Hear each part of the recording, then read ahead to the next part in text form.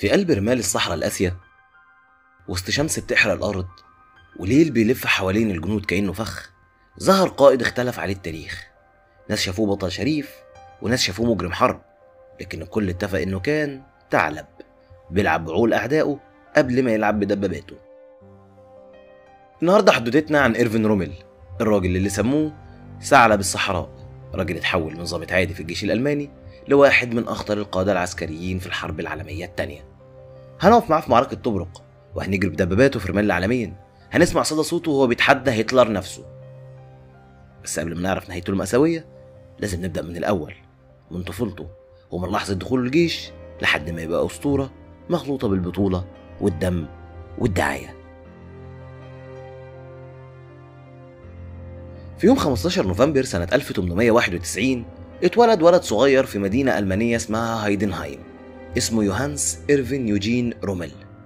الغريب إن رومل ما كانش جاي من عيلة عسكرية ولا نبيلة. أبوه كان مدرس وأمه ست بسيطة، يعني مش زي باقي الجنرالات الكبار اللي اتولدوا والسيف في إيديهم. لا، هو كان ولد عادي جدا، بيجري في الشوارع، بيلعب، بيتعلم الحساب والعلوم. مفيش أي علامة بتقول إن الولد ده بعد سنين هيبقى قائد جيوش بترج الأرض برجليها. في 1910 وهو عنده 19 سنة خد قرار غير حياته كلها، يدخل الجيش الألماني كظابط مشاة. وده كان شيء كبير في وقتها. الجيش الألماني كان حلم لأي شاب، خصوصا بعد ما الإمبراطورية الألمانية بقت قوة عسكرية ضخمة في أوروبا. ومع بداية الحرب العالمية الأولى لقى نفسه فجأة في قلب المعارك، فرنسا، رومانيا، وإيطاليا. هناك رومل الشاب ما كانش مجرد جندي عادي، لا، كان عنده أسلوب خاص. كان بيحب يهاجم بشكل غير متوقع ويضرب في أماكن محدش يتوقعها. المعركة اللي فعلا خلت اسمه يتكتب في دفاتر الحرب كانت معركة كابوريتو سنة 1917. تخيل كتيبة صغيرة بقيادة رومل قدرت تخترق خطوط العدو وتعدي وراهم، كأنه كان بيعمل خدعة سحرية، يختفي من قدامك ويطلع من وراك. وده الأسلوب اللي خلاه ياخد سمعة إنه قائد جريء، قائد بيدور دايما على المفاجأة. وفي يناير 1918 تمت ترقيته للنقيب، ودي كانت إشارة واضحة إن الجيش الألماني شاف فيه قائد مختلف، واحد مش بيتبع القاعدة التقليدية لكن بيعرف يستغل أي فرصة. بعد الحرب ألمانيا دخلت في فوضى، ثورات واشتباكات في الشوارع. لكن الغريب إن رومل وقتها ما كانش بيستخدم القوة زي باقي القادة، لا، كان بيحب يحل المواقف بالمفاوضة. يعني الراجل اللي كان في المعركة أسد شرس، في الشارع كان بيميل للدبلوماسية. تناقض غريب، بس هو ده اللي خلى صورته تبقى معقدة. خلال العشرينيات رومل بقى مدرس في أكاديميات عسكرية، والطلبة كانوا بيحبوا أسلوبه في التدريس. كان عملي جدا، بيشرح الخطط كأنها لعبة ويخلي الضابط الصغير يتخيل نفسه في أرض المعركة. واللي لفت الأنظار أكتر إن حتى هتلر نفسه لاحظ رومل، وفي 1937 بقى ضابط اتصال مع شباب هتلر، ودي كانت بداية العلاقة اللي هتحدد مصيره بعد كده. هنا نكون قدام شاب بدأ من الصفر، ضابط مشاة عادي، لكن بخطواته الذكية والشجاعة بقى في عيون هتلر قائد يستحق ثقته. والسؤال اللي بيطرح نفسه، ازاي الولد البسيط ده هيتحول بعد سنين قليلة لأسطورة على رمال الصحراء، وتحديدا في أفريقيا. سنة 1940 أوروبا كلها كانت بتغلي. ألمانيا النازية بدأت تجهز نفسها للهجوم الكبير على فرنسا وبلجيكا، وهنا ظهر اسم رومل من جديد، بس المرة دي مش كظابط مشاة عادي، لا، القصة اتغيرت. هتلر سلم رومل قيادة الفرقة المدرعة السبعة، واللي اتشهرت بعد كده باسم الفرقة الشبح. ليه سموها كده؟ عشان كانت تحركاتها سريعة لدرجة إن العدو ما كانش بيعرف هي فين. في لحظة يلاقوها بتهاجم من الشرق، وبعد ساعات تظهر من الغرب وكأنها أشباح بتهيم في أرض المعركة. رومل ما كانش القائد اللي بيحب يقعد في مكتب ويصدر أوامر من بعيد، كان بيحب يبقى في الخطوط الأمامية، يتنقل بنفسه وسط الدبابات، يتكلم مع الجنود، يشوف الوضع بعينه. وده خلى رجالته يحبوه ويحسوا إنه واحد منهم. بس في نفس الوقت جرأته دي كلفته إنه اتصاب أكتر من مرة. في معركة فرنسا رومل أبدع، كان بيستخدم تكتيك الحرب الخاطفة بس بطريقته الخاصة، يضرب بسرعة، يلف حوالين خطوط العدو ويخليهم يتشتتوا قبل ما يفكروا يردوا. مرة من المرات وحدات من جنوده اخترقوا الدفاعات الفرنسية بسرعة خيالية لدرجة إن الحلفاء افتكروا إنهم قدام جيش أكبر بكتير من الجيش الحقيقي.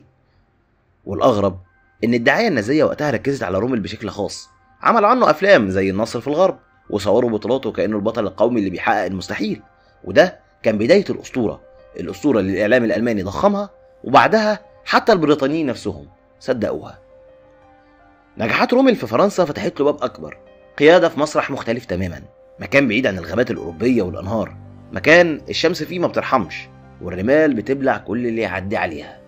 إنها الصحراء الكبرى، وهنا هيتولد لقب جديد، ثعلب الصحراء. في فبراير 1941 وتحديدا في ليبيا، القوات الإيطالية كانت بتترنح بعد هزيمة ورا التانية قدام البريطانيين. هتلر ما كانش عايز يخسر شمال أفريقيا، فبعت قوة ألمانية سموها الفيلق الإفريقي بقيادة رومل. رومل وصل الصحراء، وبمجرد ما رمس رمالها كأنه فهم اللعبة بسرعة. كتب وقال إن حرب الصحراء زي حرب البحرية، اللي عنده مدى أبعد ومناورة أسرع هو اللي يقدر يتحكم في المعركة. وبالفعل رومل عرف يستغل ميزة السرعة. ما كانش معاه دبابات بعدد البريطانيين، لكن كان عنده عقلية مختلفة. ابتكر تكتيك خطير يخلي الدبابات بتاعته تبان كأنها ضعيفة، فيجري وراها العدو وفجأة يلاقي نفسه دخل في كمين مدافع مضادة للدبابات، وأشهرها المدفع الألماني 88 ملي. المدفع ده كان في الأصل مضاد للطائرات، لكن رومل استخدمه كوحش بيخترق دروع الدبابات البريطانية من مسافات رهيبة.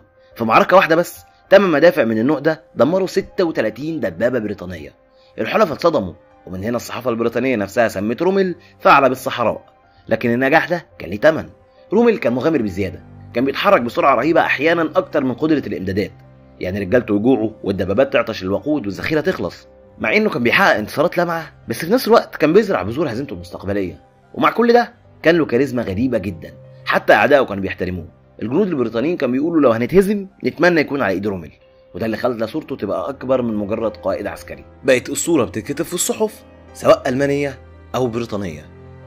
لكن المعركة الحقيقية لسه قدام. حصار طبرق، معركة عين الغزالة، والتقدم لحد أبواب مصر.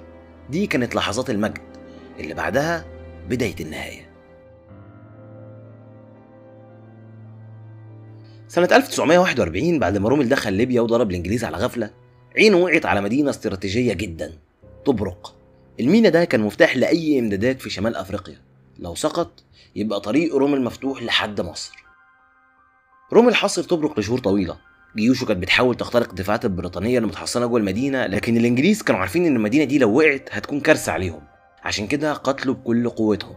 ورغم محاولات رومل المتكررة فشل في البداية إنه يدخل طبرق. لكن الراجل ما استسلمش. في يونيو 1942 نفذ مناورة معقدة جدا في معركة عين الغزالة، زي الثعلب بالظبط. لف حوالين خطوط الحلفاء وهاجمهم من الخلف، والنتيجة كانت نصر ساحق. واللي أصعب إن طبرق نفسها وقعت في إيده. الخبر ده نزل زي الصاعقة في لندن. رئيس الوزراء البريطاني تشرشل قال وقتها دي واحدة من أظلم لحظات الحرب. ومن هنا رومل ما وقفش، جري بسرعة ناحية الشرق، عبر الحدود لحد ما وصل لمدينة العلمين في مصر. يعني كان حرفيا على بعد ساعات بالدبابة من اسكندرية. المصريين والإنجليز كانوا شايفين إن القاهرة نفسها ممكن تقع، لكن هنا ظهرت نقطة ضعف رومل: الإمدادات. الوقود قليل، الدبابات والجنود مرهقين، ومع كل ده البريطانيين جابوا قائد جديد، برنارد مونتجامري.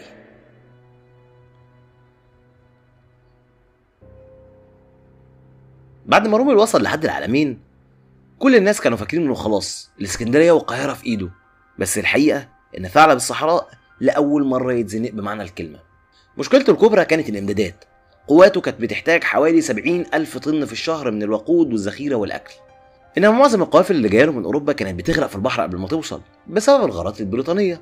النتيجه دباباته بتتحرك بالعافيه والجنود عايشين على اقل القليل. رومل نفسه كان بيكتب في مذكراته ان اي قائد لازم يعرف ان اللوجستيات هي روح الجيش، بس هو كان بيتجاهل النقطه دي كتير ويغامر بسرعه اكتر من قدره الامدادات، والتهور ده خلى انتصاراته تتحول تدريجيا لهزايم. جت اللحظه الحاسمه في العلمين الثانيه اكتوبر 1942. مونتجامري جهز جيش ضخم عنده وقود يكفيه شهور وغطاء جوي رهيب. رومل حاول يصمد بخطوط دفاع سماها حدائق الشيطان، مليانه الغام واسلاك شائكه، لكن الجيش البريطاني اكتسحها، والنتيجه كانت انسحاب كامل لقوات المحور من شمال افريقيا. الهزيمه دي كانت ضربه قاضيه للاسطوره. ثعلب الصحراء اللي كان بيخوف بريطانيا بقى مجرد قائد منسحب مطارد بيحاول ينقذ الباقي من رجالته. لكن رغم كده صورته في الاعلام ما وقعتش. البريطانيين نفسهم فضلوا يضخموا اسطورته كانه العدو الشريف اللي بيقاتل بشرف، وده فتح باب لحاجه اكبر: اسطوره رومل اللي اتبنت في الدعايه النازيه وكملها البريطانيين بعد كده لاسباب سياسيه. وهنا السؤال: هل كان رومل فعلا قائد شريف بيحارب بشرف بعيد عن جرائم النازيه، ولا كان جزء من الماكينه دي وعارف كل اللي بيحصل؟ بعد معارك الصحراء اسم رومل ما كانش مجرد اسم قائد عسكري، لكنه بقى رمز. الدعايه النازيه كانت شغاله على قدم وساق، صوروه كقائد شجاع شريف بيحارب بنظافه بعيد عن جرائم الحرب. كانوا محتاجين بطل يرفع الروح المعنويه للشعب الالماني، ورومل كان الاختيار المثالي. لكن المفارقه ان مش الالمان بس اللي ضخموا صورته، البريطانيين نفسهم ساهموا في صناعه اسطوره رومل. ليه؟ عشان يبرروا شعوبهم ليه بيخسروا قدام قائد الماني واحد، فلقبوه بالثعلب وقالوا عنه انه عبقري يستحق الاحترام.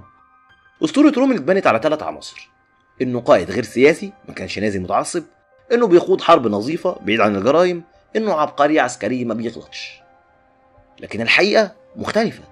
علاقته بالنازيه كانت معقده جدا. صحيح هو ما انضمش رسميا للحزب، لكنه كان قريب جدا من هتلر في بداياته واستفاد من دعمه بشكل مباشر.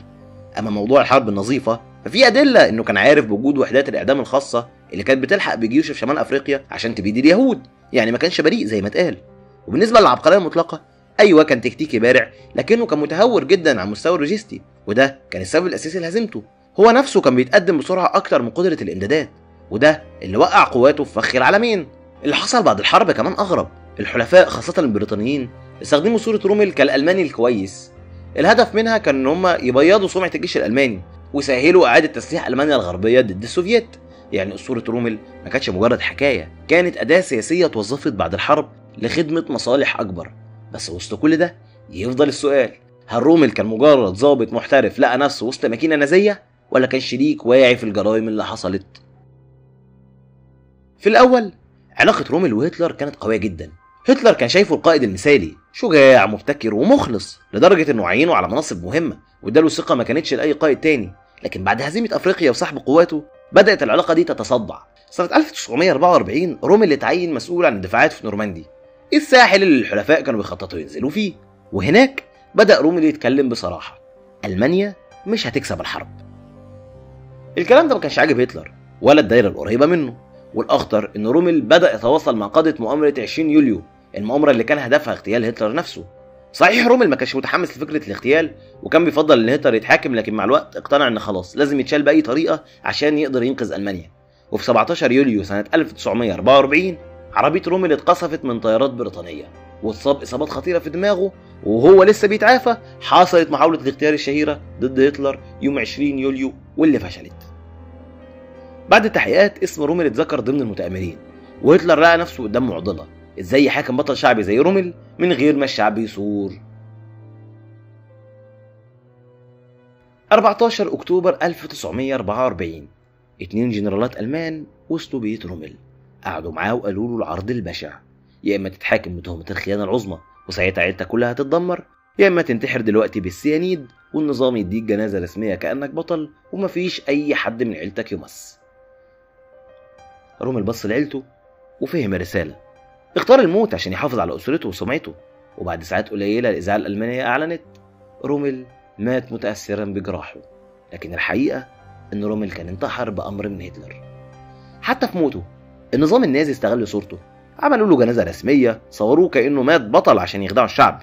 لكن التاريخ فضح الحكاية وبين إن نهاية ثعلب الصحراء ما كانتش مجرد أسطورة، كانت خيانة مغطاة بالدعاية. إرفين رومل، الراجل اللي التاريخ لحد النهاردة مش عارف يصنفه، هل هو بطل عبقري ولا قائد مغامر جرى وراء آلاف الجنود للهزيمة؟ هل هو ضحية ولا شريك في ماكينة نازية مليانة دم وخداع؟ اللي أكيد إن حياته كانت مليانة تناقضات: شجاعة في المعركة، دبلوماسية في الشارع، إخلاص لهتلر وبعدين مؤامرة ضده، وفي النهاية انتحار مفروض عليه. والسؤال اللي بيسيبه لنا رومل النهاردة: إيه هي الخطيئة الحقيقية في حكايته؟ هل كانت تهوره العسكري اللي ضيع جنوده، ولا ثقته العمياء في هتلر، ولا يمكن خداع العالم بأسطورة كاذبة خلت الشر يبان كأنه بطولة؟ كان معاكم أدهم أمين، ودي حدوتة قبل النوم. تصبحوا على خير.